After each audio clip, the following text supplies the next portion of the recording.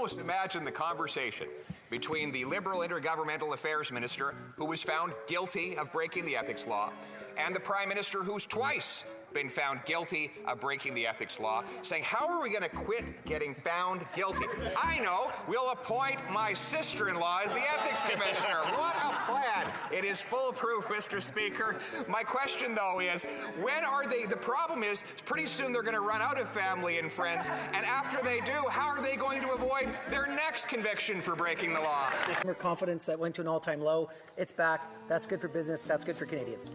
Member for Carleton. One last time, FinTrack, which is responsible for monitoring monies that are misappropriated, organized crime and money laundering, indicates that many people receive the CERB even though they don't even live in Canada. I'm going to ask one last time, how many was that? Minister. The member knows that FinTrack is independent. What we know is consumer confidence is back. The people are able to pay their bills thanks to our historic investments in their lives and in their livelihoods. Member for Carleton. What has been the inflation rate for the price of land in the last year? Minister. I'm glad to talk about inflation because we know that it's a global phenomenon. Member for Carleton. Land prices are a global phenomenon.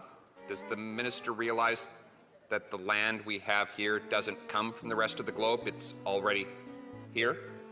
Minister. I think you can read Hansard, and as the honourable colleague can, I said very clearly, inflation is a global phenomenon. Member for Carleton. Landflation, how much? Minister.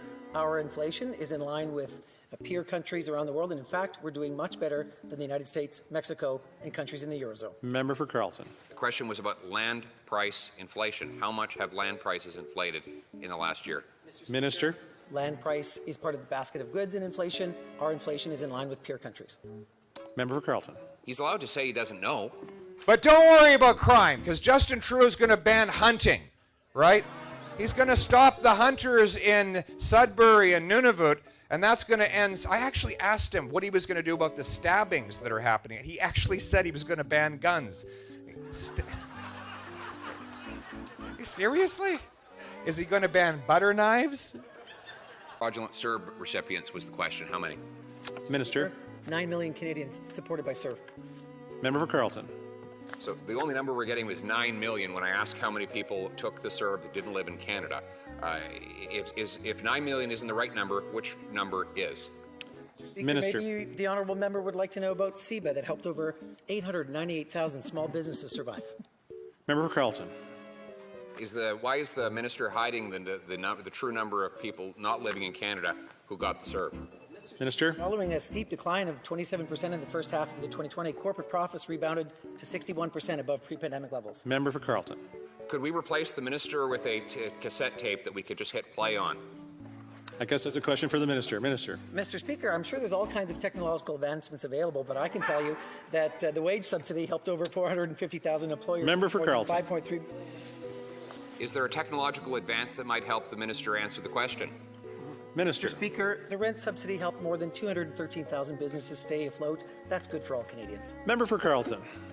Can the officials who are here today hand the minister a new script? He seems to be reading one unrelated to the questions. We're talking about some kid who made one mistake when he was 19. We're talking about people who do 60, 70 violent offenses. And then they're because they're criminals. But why are they criminals? Because they do crime. And why do they do crime? Because we let them out early on bail. So because they I got think we've let solved out, the riddle here. Important for the honourable member across the way to understand that our government helped 9 million Canadians who lost their job through the CERB. Carleton.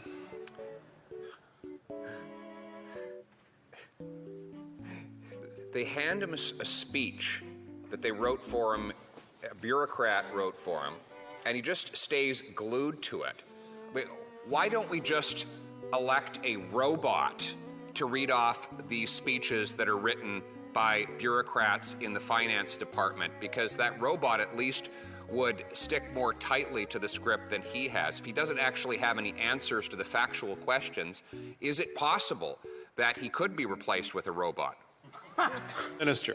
Mr. Speaker, it is unfortunate that the member opposite doesn't like the answers that I'm providing, but I know that Canadians do.